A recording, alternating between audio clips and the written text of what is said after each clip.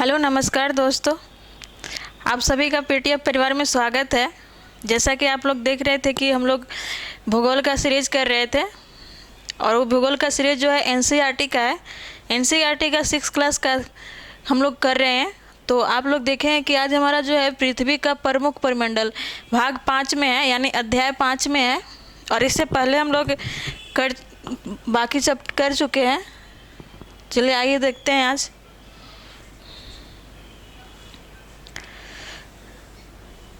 तो ये कहता है, जैसा कि आप पहले अध्याय में पढ़ चुके हैं कि पृथ्वी एकमात्र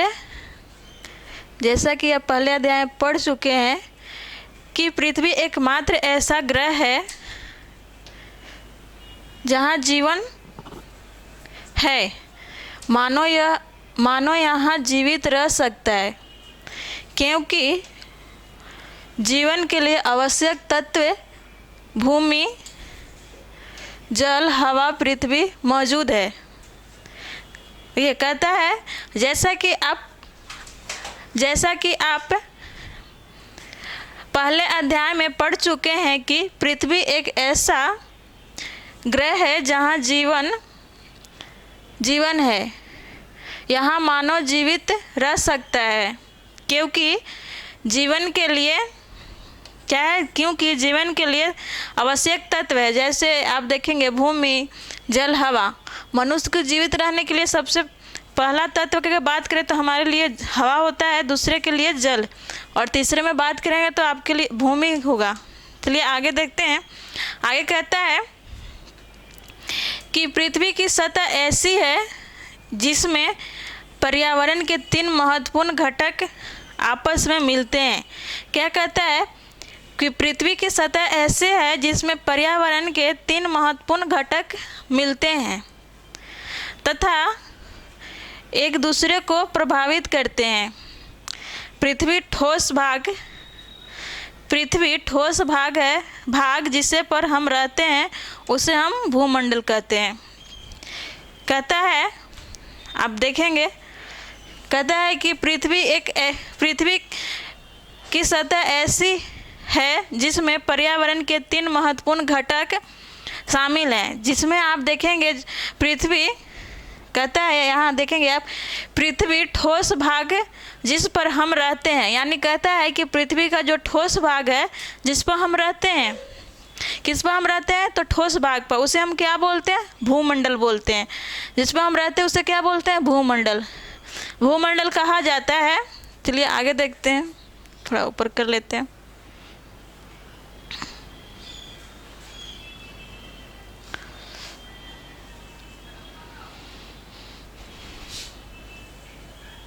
देखिए आगे कहता है, भूमंडल कहा जाता है गैस की परत जो पृथ्वी की चारों ओर घेरती है।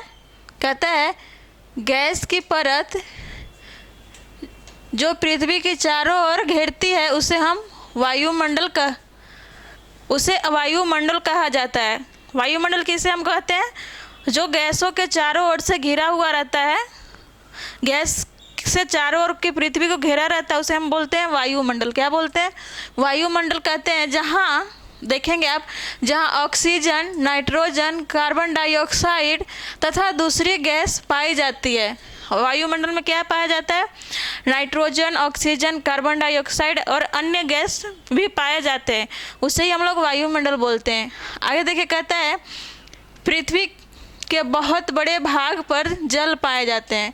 क्या कह रहा है, पृथ्वी के बहुत बड़े भाग पर जल पाए जाते हैं, जिसे जलमंडल कहा जाता है। हमारे पृथ्वी पर लगभग आपको 70% जल मिलता है। कितना मिलता है, लगभग 70%, 1/3 कह सकते हैं, जिसे जलमंडल कहा जाता है। जलमंडल में देखिए, कहता है आगे, जलमंडल में जल की सभी अवस्थाएं मिलते हैं। जैसे आप देखेंगे बर्फ, जल वाष्प। जल की 3 अवस्था होती है। जैसे आप देखेंगे, एक हो जाएगा जल, दूसरा आपका पहला आप देखेंगे ठोस जो है, ठोस जो होता है बर्फ के रूप में होता है जल। दूसरा आप द्रव में देखेंगे जल है। और तीसरा आप गैस में देखेंगे जल, जल वाष्प, यानी पदार्थ की तीनों अवस्थाओं में जल मिलता है। चलिए आगे देखते हैं। कहता है जैवमंडल एक सीमित क्षेत्र है जहाँ स्थल, जल, हवा साथ मिलते हैं, जहाँ सभी प्रकार के जीव पाए जाते हैं। अब आपको देखिए 3 मंडल तो हो गया, इसके बाद आपका तीसरा एक और मंडल है जिसे हम बोलते हैं जैवमंडल। अगर आप जैवमंडल को देखना चाहेंगे, जैसे आप देखिएगा, 1 मिनट रुक दिखाते हैं हम आपको।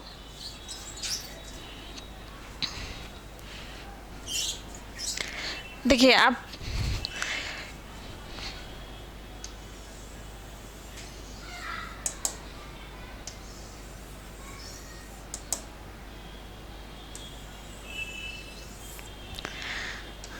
जैसे आपको ये मान लीजिए भूमंडल है,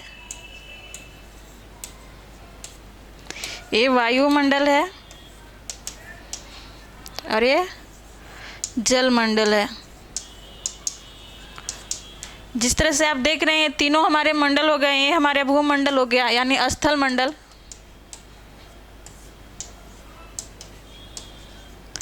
ये आप देख रहे हैं वायुमंडल हो गया और ये जो आप देख रहे हैं जलमंडल। और ये तीनों के भाग को जो ये आपको दिख रहा है तीनों तरफ से घिरा हुआ है, इसे ही हम लोग बोलते हैं, क्या बोलते हैं, जैवमंडल। और हमारे लिए, हम लोग के जीवन जीने के लिए जैवमंडल ही हम लोग के लिए बहुत ही महत्वपूर्ण होता है।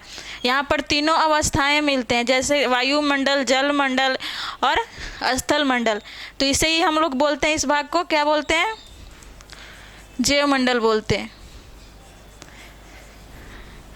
तो ये इसी को आपको बोलता है जैवमंडल एक ऐसा सीमित क्षेत्र है। क्या है, एक ऐसा सीमित क्षेत्र है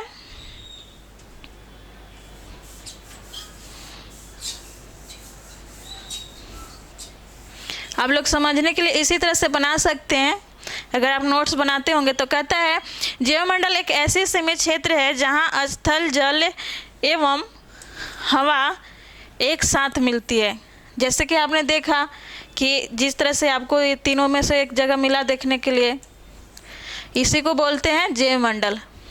वही आपको यहाँ बोलता है जहाँ सभी प्रकार के जीवन पाए जाते हैं, जहाँ सभी प्रकार के जीवन पाए जाते हैं। यहाँ पर स्थल जीव भी मिलते हैं, वायुमंडल में जो जीव पक्षियाँ रहती है वो मिलते हैं आपको, और जलमंडल में भी जो मिलते तीनों, क्योंकि आपको यहाँ तीनों की मिलान होता है, वही कहता है आपको। देखिए यहाँ पर जो छोटा सा एक बॉक्स में दिया हुआ, इसको क्या बोलते हैं, कहता है ग्रीक भाषा में लिथसा। क्या है, लिथसा का अर्थ है पत्थर, एटमास का अर्थ वाष्प, हुडर्स का अर्थ जल और बायोस का अर्थ है जीवन। ये आपको दिया हुआ देख लीजिए। आगे देखिए, आगे कहता है, चलिए आगे हम लोग देखते हैं।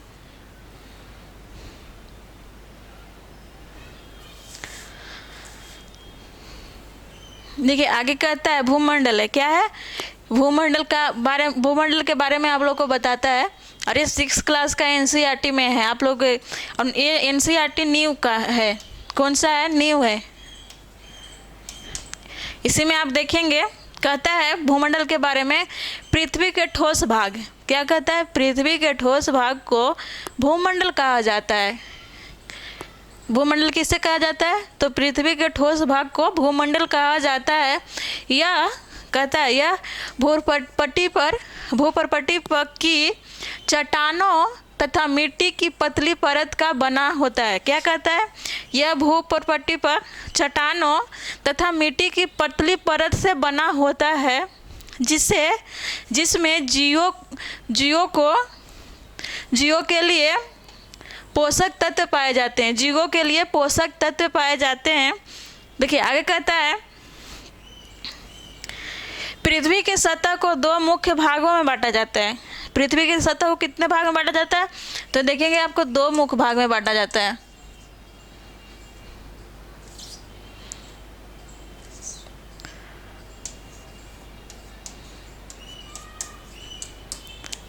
दो मुख्य भाग में बांटा जाता है। देखिए कहता है पृथ्वी की सतह को दो मुख्य भागों में बांटा जा सकता है। बड़े स्थलीय भूभाग को महाद्वीप कहते हैं। क्या कहते हैं? पृथ्वी को कितने भाग में बांटा जाता है? तो पृथ्वी के दो मुख्य भाग में बांटा जाता है। बड़े स्थलीय भूभाग को क्या बोलते हैं? तो बड़े स्थलीय भूभाग को पहला क्या बोलेंगे हम? महाद्वीप।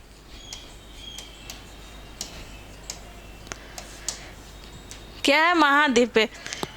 महाद्वीप के नाम से जाना जाता है। इसके बाद कहता है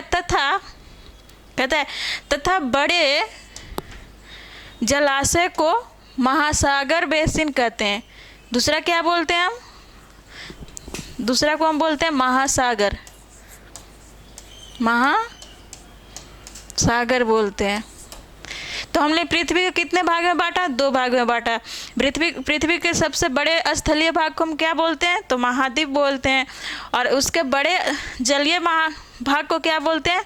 तो महासागर बेसिन के नाम से जाना जाता है। देखिए कहता है विश्व के सभी महासागर आपस में एक दूसरे से जुड़े हुए हैं। क्या कहता है? विश्व के सभी महासागर एक दूसरे से जुड़े हुए हैं। चित्र 5.1 में विश्व के मानचित्र को देखिए। क्या सभी स्थलीय भूभाग एक दूसरे से आपस में जुड़े हुए हैं? ये आपसे पूछ रहा है। क्या आप मैप को देख के बता सकते हैं चित्र को कि सभी स्थलीय भूभाग एक दूसरे से जुड़े हुए हैं? चलिए आगे कहता है, देखिए आगे कहता है समुद्री जल का तल सभी जगह समान होता है। स्थल की ऊंचाई को समुद्र तल से मापा जाता है, जिसे शून्य का माना जाता है। क्या कहता है? समुद्र जल का तल सभी जगह समान होता है। स्थल की ऊंचाई समुद्र तल से मापा जाता है, जिसे शून्य माना जाता है। चलिए आगे देखते हैं। यही हमारा मैप है, आप लोग देख सकते हैं। मैप यहाँ पर थोड़ा PDF में इस टाइप से दिया है, लेकिन बुक में इस टाइप से नहीं है। आप लोग देखिएगा। देखिए यही हमारा, आप ये नीला कलर के जो देख रहे हैं आपका महासागर है।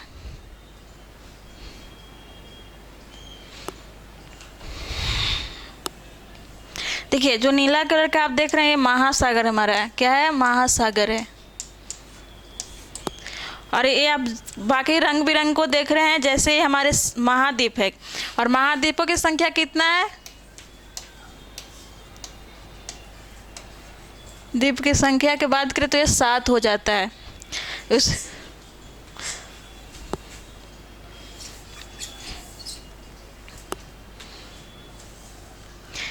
देखिए रंग बिरंग के जो दिख रहा है आपके महाद्वीप हो जाते हैं। और महाद्वीप की संख्या की बात करें तो देखेंगे आप महाद्वीप का संख्या,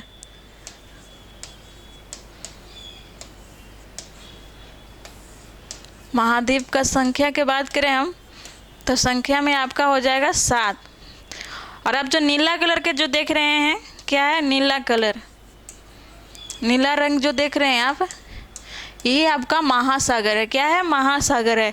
तो आइए हम बात करते हैं महाद्वीप की। तो आप देखेंगे तो महाद्वीप, सबसे बड़ी महाद्वीप जो है, देखिए एक महाद्वीप एशिया हो गया, पहले नंबर आप देखेंगे। दूसरी नंबर अगर क्षेत्रफल में देखेंगे तो दूसरी आपका हो जाएगा अफ्रीका। इसके बाद आप तीसरा देखेंगे तो तीसरा आपका देखिएगा यहाँ उत्तरी अमेरिका है।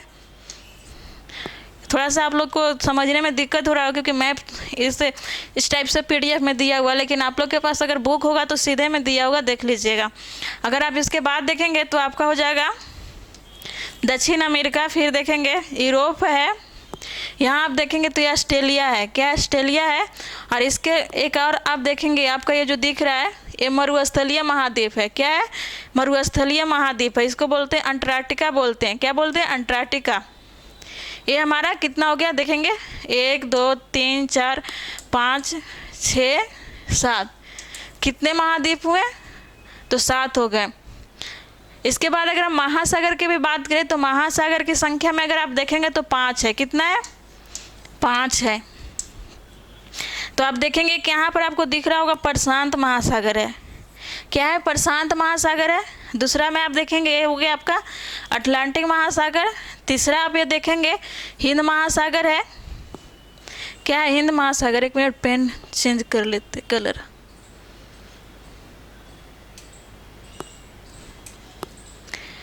देखिए महासागर आपका एक ये हो गया।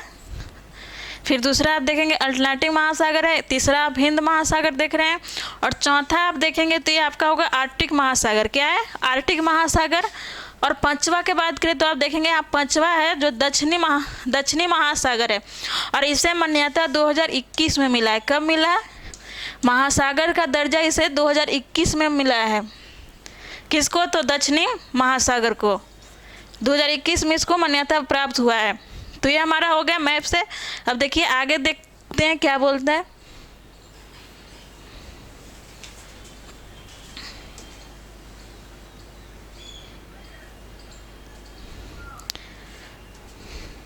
देखिए आगे कहता है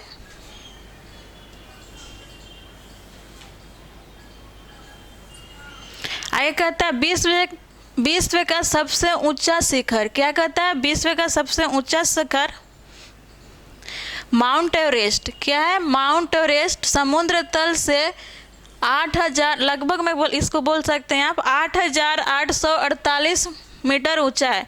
कितना ऊंचा है? ये हमारे पृथ्वी तल से अगर ये जो इसका नाप होता है तो कितना ऊंचा है? 8848 मीटर है।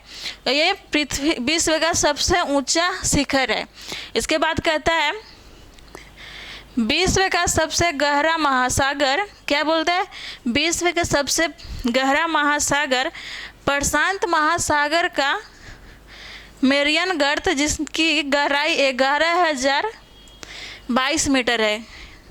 सबसे गहरा महासागर कौन है? तो मेरियाना गर्त है। इसकी गहराई कितनी है? तो आप देखेंगे इसकी गहराई हो जाता है 11022 मीटर। इसी तरह से अगर विश्व के सबसे ऊंचा शिखर की हम बात करें तो ऊंचा शिखर का कितना ऊंचाई है? तो 8848। कहता है क्या आपने कभी कल्पना की है कि समुद्र की गहराई पृथ्वी के सबसे ऊंचे भाग से इतनी अधिक भी हो सकती है? ये आपसे पूछता है क्या आप कभी कल्पना किए हैं कि पृथ्वी समुद्र तल से ऊंचाई इतनी हो सकती है? आपसे पूछता है। देखिए कुछ आपको बॉक्स जैसा बना के दिया रहता है, वो भी आप लोग के लिए मतलब महत्वपूर्ण होता है। देखिए कहता है न्यूजीलैंड के एडमंड हिलेरी। क्या है? हिलेरी तथा भारत के तेंजिंग नोर्गे। क्या है? भारत के तेंजिंग नोर्गे शेरपा 29 मई 1953 को पृथ्वी के सबसे ऊंचे शिखर माउंट एवरेस्ट पर चढ़ने वाले पहले व्यक्ति थे। ये आप लोग के एग्जाम में पूछा हुआ है कि वो कौन सा पहले व्यक्ति थे जो सबसे पहले माउंट एवरेस्ट पर चढ़े थे। तो आप लोग देखेंगे तो एक कौन थे? हिलेरी थे और दूसरा आपका तेंजिंग नोर्गे थे। और कब गए थे? तो 1953 में चढ़ने वाले पहले व्यक्ति थे। इसके बाद कहता है जापान के जोंको। क्या है? जापान के जोंको ताइबेई विश्व के पहली महिला थी जिसने 16 मई 1975 को एवरेस्ट पर कदम रखा। इसके बाद आप देखिए यहाँ देता है बछेंद्री पाल भारत की पहली महिला थी जिसने 23 मई 1984 को एवरेस्ट पर अपना कदम रखा। तो आप लोग देखिए बॉक्स में आप लोग के लिए कितने प्रश्न बनता है? सबसे पहले कौन चढ़ा एवरेस्ट पर? तो हिलरी हो गए। और दूसरा आपका हो जाएंगे तेंजिंग नोर्गे। इसके बाद महिला में सबसे पहले कौन थी? तो जापान के जोको ताइबी और भारत के बछेंद्री पाल। कब चढ़े? तो 1984 में। ये आप लोग के लिए हो सकता है किसी एग्जाम में पूछ दे, VVI हो सकता है। चलिए आगे देखते हैं। आगे कहता है देखिए अब महाद्वीप के बारे में बता रहा है। किसके बारे में? महाद्वीप के बारे में। चलिए आगे देखते हैं महाद्वीप के बारे में क्या कहता है।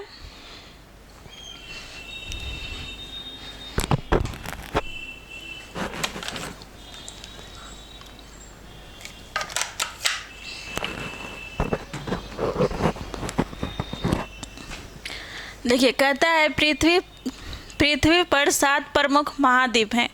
क्या कहता है, पृथ्वी पर 7 प्रमुख महाद्वीप हैं। कितने प्रमुख महाद्वीप हैं? तो 7 हैं। ये विस्तृत जल राशियों के द्वारा एक दूसरे से अलग हैं। क्या कहता है, ये विस्तृत जल राशियों के द्वारा एक दूसरे से अलग हैं। ये महाद्वीप हैं, जैसे आप देखेंगे एशिया, यूरोप, अफ्रीका, उत्तरी अमेरिका, दक्षिण अमेरिका, ऑस्ट्रेलिया, अंटार्कटिका। क्या है, ये आपके 7 महाद्वीप हो गए। इसको बोलता है चित्र 1.5 में विश्व के मानचित्र को देखिए तथा ध्यान दीजिए कि स्थल का बहुत बड़ा भाग उत्तरी गोलार्ध में स्थित है। कहाँ स्थित है? उत्तरी गोलार्ध में स्थित है। देखिए मैप से बताते हैं आपको।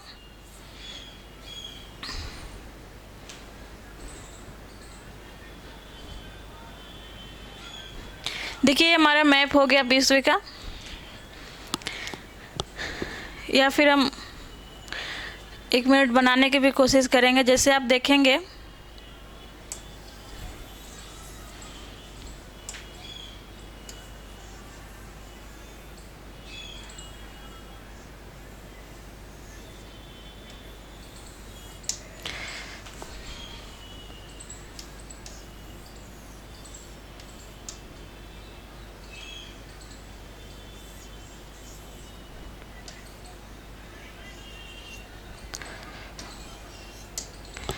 जैसे आप देख रहे हैं हमारे महाद्वीप हो गया, क्योंकि आपको इसमें भी आप देखेंगे जो हमारा डॉट डॉट सा देख रहे हैं आप, ये हमारे 0 डिग्री विषुवत वृत्त है। क्या है? विषुवत वृत्त है। और विषुवत वृत्त के जैसे आप देखेंगे यहाँ, आप मान लीजिए हमारा विषुवत वृत्त है। क्या है? विषुवत वृत्त है।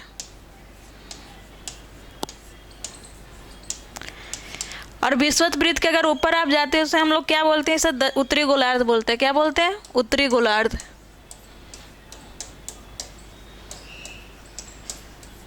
और इसके नीचे के भाग को क्या बोलते हैं? दक्षिणी गोलार्ध। अगर हम बात करें स्थल की कि किस गोलार्ध में सबसे अधिक स्थल है, तो आप देखेंगे लगभग उत्तरी गोलार्ध में आप देखेंगे कि उत्तरी गोलार्ध में लगभग 85% स्थल है। कितना है? 85%। वही अगर आप दक्षिणी गोलार्ध में देखेंगे तो दक्षिणी गोलार्ध में आपको सिर्फ दक्षिणी अमेरिका का कुछ भाग मिलेगा और ऑस्ट्रेलिया और अंटार्कटिका। लेकिन यहाँ अगर हम बात करें कि स्थल के कितने प्रतिशत है दक्षिणी गोलार्ध में, तो आपको यहाँ लगभग 10% ही स्थल मिलेंगे। बाकी 90% यहाँ आपको दक्षिणी गोलार्ध में जल मिलेगा, जैसे आप देख सकते हैं। देखिए ये हमारा हो गया, इस वाले भाग को हम बोलेंगे उत्तरी गोलार्ध। क्या बोलेंगे? उत्तरी गोलार्ध।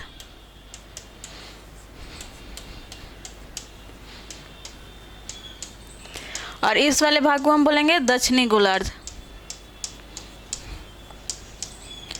जैसे आप देख सकते हैं कि ये हमारा विषुवत वृत्त है।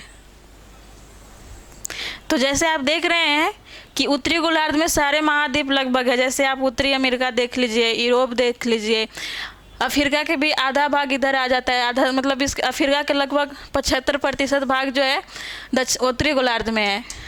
इस तरह से यूरोप देखेंगे कि यूरोप तो पूरी की पूरी उत्तरी गोलार्ध में ही है।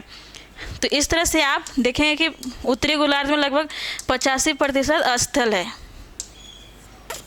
वही आप देखेंगे दक्षिणी गोलार्ध में, तो देखेंगे कि आप दक्षिणी गोलार्ध में आपको ये मिलेगा, दक्षिणी अमेरिका है, ऑस्ट्रेलिया है और अफ्रीका के कुछ भाग है और अंटार्कटिक महासागर है। तो लगभग यहाँ आपको 10 या बोले तो 25% भाग आपको स्थल है, बाकी यहाँ जल है। तो वही आपको कह रहा था। देखिए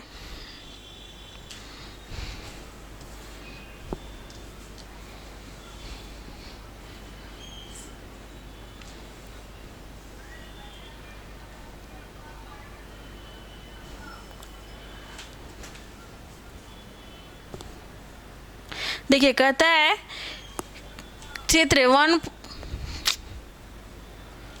कहता है, देखिए कहता है चित्र 5.1 में विश्व के मानचित्र को देखिए तथा ध्यान दीजिए कि स्थल का बहुत बड़ा भाग उत्तरी गोलार्ध में। जैसे कि हमने आपको बताया कि लगभग यहाँ 85% जो है स्थल है। वही दक्षिणी गोलार्ध में आपको लगभग 75% जल मिलेगा। ये हमारा कह रहा है। जैसे इसके बाद देखिए हमारे एशिया महाद्वीप के बारे में यहाँ चर्चा कर रहा है। तो देखिए आपको कहता है एशिया, कहता है एशिया विश्व का सबसे बड़ा महाद्वीप है। क्या है? एशिया विश्व का सबसे बड़ा महाद्वीप है। महाद्वीप है, यह पृथ्वी के कुल क्षेत्रफल का 1/3 भाग है। एशिया कितना है?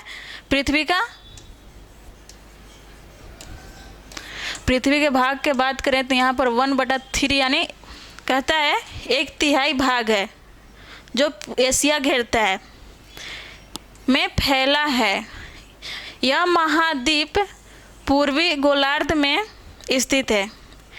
आपसे प्रश्न पूछेगा कि एशिया महाद्वीप कौन सी गोलार्ध में स्थित है, तो आप अगर पढ़े हुए होंगे तो आसानी से बता दीजिएगा कि ये पूर्वी गोलार्ध में स्थित है। किस गोलार्ध में स्थित है? तो पूर्वी गोलार्ध में स्थित है। और पृथ्वी का कितना भाग घेरता है? फैला है तो 1/3 यानी 1/3। ये विश्व का सबसे बड़ा महाद्वीप भी है। देखिए आप लोग के लिए यहाँ पर बहुत सारा फैक्ट आ रहा है जो एग्ज़ाम के लिए बहुत ही VVI हो सकता है। इसके आगे देखिए कहता है कर्क रेखा इस महाद्वीप से होकर गुजरती है। एशिया महाद्वीप से कौन सी रेखा गुजरती है? तो आप देखेंगे कर्क रेखा है। क्या है? कर्क रेखा है। इस महाद्वीप से होकर गुजरती है। फिर इसके बाद आगे कहता है एशिया के पश्चिम में यूराल पर्वत है। एशिया के पश्चिम में कौन सी पर्वत है? तो आप देखेंगे एशिया के पश्चिम में यूराल पर्वत है। जो यूराल पर्वत जो है एशिया और यूरोप को अलग करती है। देखिए आगे कहता होगा जो इसे यूरोप से अलग करती है। क्या है? यह यूरोप से अलग करती है। जैसे चित्र 5.1 में यूरोप और एशिया के संयुक्त भूभाग को यूरेशिया यानी यूरोप प्लस एशिया कहा जाता है। एशिया और यूरोप के भूभाग को क्या बोलते हैं? तो इसको हम बोलते हैं यूरेशिया। देखिएगा आगे मैप में। इसके बाद देखिए आगे कहता है, देखिए आगे कहता है ये हमारा यूरोप है महाद्वीप। ये हमारा पहला जैसे देख लिए एशिया हो गया। दूसरा क्या है? दूसरा महाद्वीप यूरोप है। कहता है एशिया से बहुत छोटा। क्या? एशिया से बहुत छोटा यूरोप जो महाद्वीप है एशिया से बहुत छोटा है। यह महाद्वीप एशिया के पश्चिम में स्थित है। यूरोप कहाँ स्थित है? तो एशिया के पश्चिम में स्थित है। आर्कटिक वृत्त इससे होकर गुजरती है। यूरोप से कौन सी वृत्त होकर गुजरती है? तो आर्कटिक वृत्त होकर गुजरती है। यह 3 तरफ से जल से घिरा हुआ है। यूरोप महाद्वीप से कौन सी रेखा गुजरती है? तो आप बात करेंगे आर्कटिक वृत्त गुजरती है। यह 3 तरफ से जल से घिरा हुआ है और एक तरफ से एशिया से घिरा हुआ है। इसके आगे कहता है विश्व के मानचित्र को देखिए एवं इसकी स्थिति को पता लगाइए। चलिए अब मैप देखते हैं। देखिए ये हमारा मैप है। ये हमारा मैप है।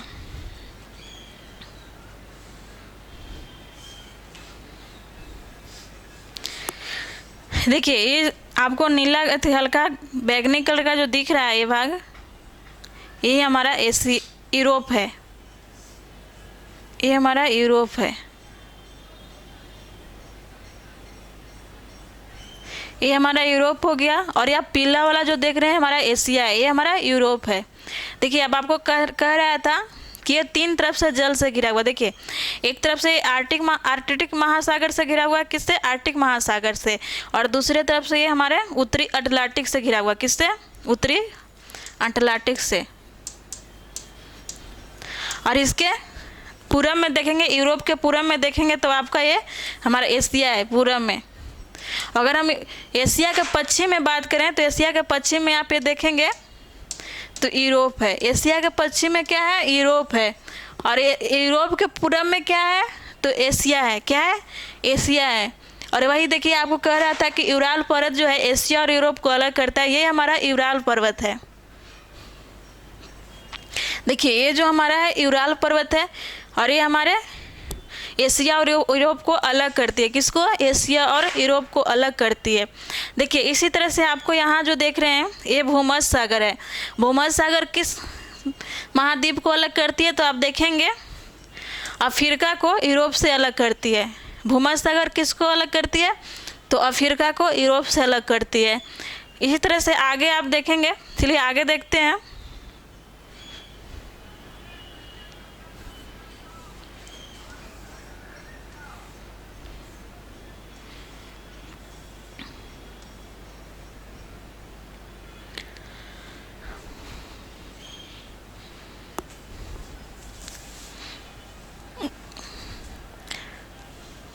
देखिए आगे हमारा है तीसरा हमारा महाद्वीप कौन सा होगा? अफ्रीका। क्या है? तीसरा है।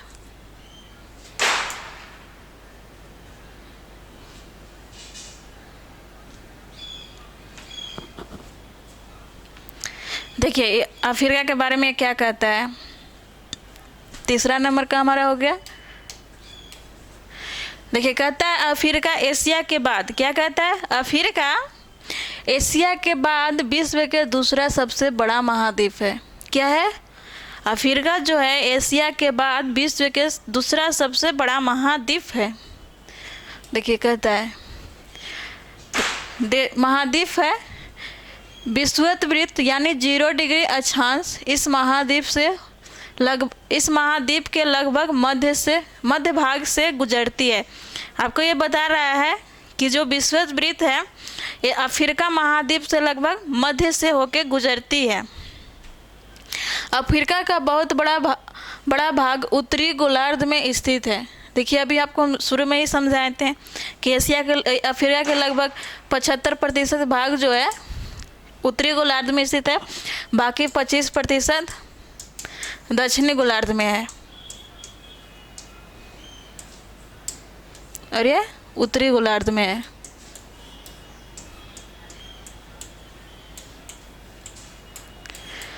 वही आपको यहाँ कहता है। इसके बाद कहता है कि चित्र 5.1 को देखिए, आप पाएंगे कि यही एक ऐसा महाद्वीप है जिससे होकर कर्क रेखा, विषुवत रेखा और मकर रेखा यानी तीनों रेखाएं गुजरती है।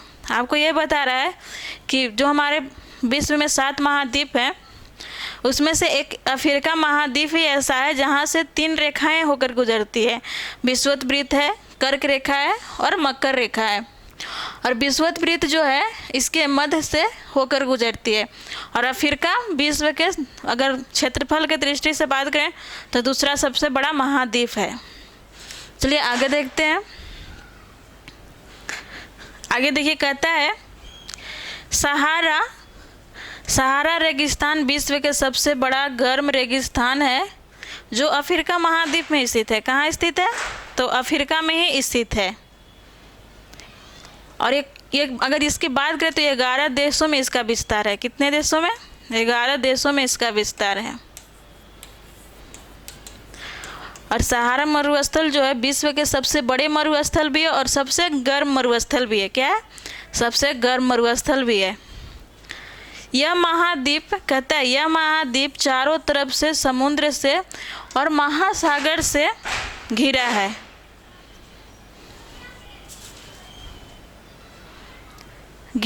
जैसे चित्र 5.1 में विश्व के मानचित्र को देखिए, आप देखेंगे कि विश्व की सबसे लंबी नदी नील नदी भी अफ्रीका से ही होकर गुजरती है। देखिए कहता है अफ्रीका महाद्वीप जो है विश्व के सबसे क्षेत्रफल के बात करें तो एशिया के बाद दूसरी सबसे बड़ी महाद्वीप है। यहाँ इसको ना मध्य से होकर विषुवत वृत्त गुजरती है और यहाँ से 3 रेखाएं भी गुजरती है, विषुवत रेखा, मध्य और मकर रेखा और कर्क रेखा। इसके बाद अगर इसके मैं बात करें तो देखिए कहता है ये हमारा सहारा मरुस्थल जो है विश्व के सबसे बड़ा मरुस्थल है, जिसकी अगर विस्तार की बात करें तो इसकी विस्तार लगभग 11 देशों में है। ये अफ्रीका महाद्वीप में स्थित है। इसके बाद अगर हम बात करें तो ये कहता है कि सबसे गर्म रेगिस्तान है। देखिए इसके बाद कहता है कि अफ्रीका महाद्वीप जो है ये चारों तरफ से समुद्र और महासागर से घिरा है। किससे? समुद्र और महासागर से भी घिरा है। और विश्व के सबसे लंबी नदी जो है, जिसे हम नील नदी के नाम से जानते हैं, क्या नाम से जानते हैं? नील नदी के नाम से। ये भी अफ्रीका से ही गुजरती है, जैसे आपको बता रहा है कि चित्र में देखिए। इसके बाद कहता है कि कर्क रेखा, मकर रेखा तथा विषुवत इससे किन किन भागों में होकर गुजरती है, वो बताने के लिए बोले। चलिए आगे देखते हैं। होकर गुजरती है बताना। चलिए मैप से देखिए आप लोग। यहीं पर रहने दें क्या? बहुत आवाज आ रहा है।